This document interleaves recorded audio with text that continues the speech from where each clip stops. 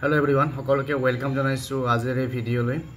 এই ভিডিঅটিত আমি চাম সেবাৰ পৰা অহা এখন গুৰুত্বপূৰ্ণ নোটিছ আৰু এই নোটিছখন তেওঁলোকৰ কাৰণে যথেষ্ট ইম্পৰ্টেন্ট।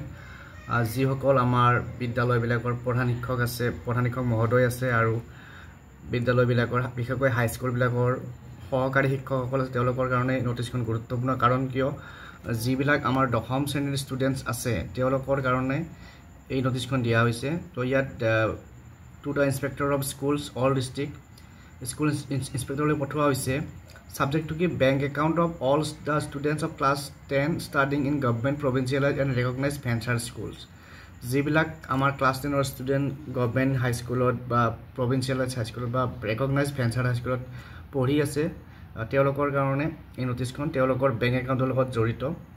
তাৰ পিছত নেক্সট ইয়াত লিখা আছে যে as we all know in this digital economy era all citizens should have a bank account। গতিকে আমাৰ বৰ্তমান সময়ৰ ডিজিটেল অৰ্থনীতিৰ সময়ত সকলো নাগৰিকৰ এটা বেংক একাউণ্ট থাকিব লাগে। এটা government of Assam introducing a series of schemes in which beneficiaries received government assistance directly through their bank account.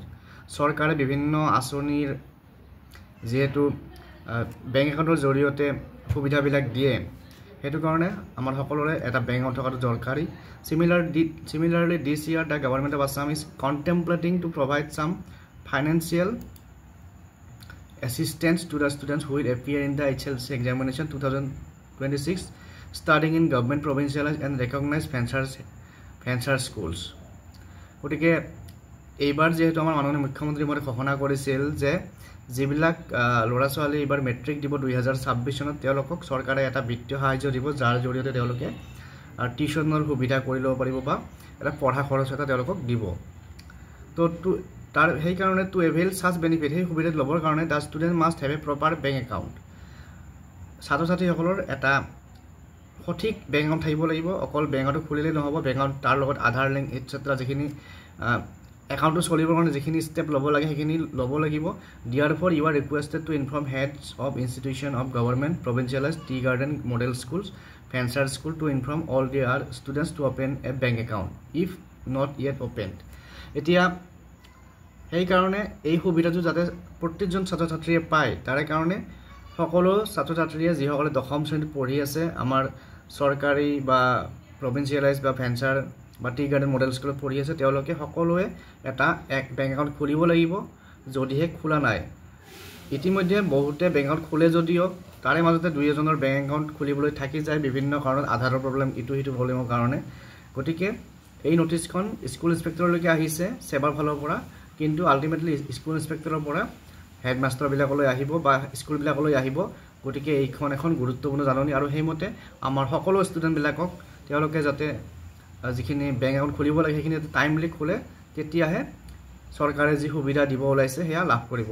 আৰু সেইটো কাৰণে in order to facilitate the procedure this year the portal for filling the form to appear in the HLC examination 2026 will be open from 1st September 2025 to gather the bank account details of students by the end of September 2025।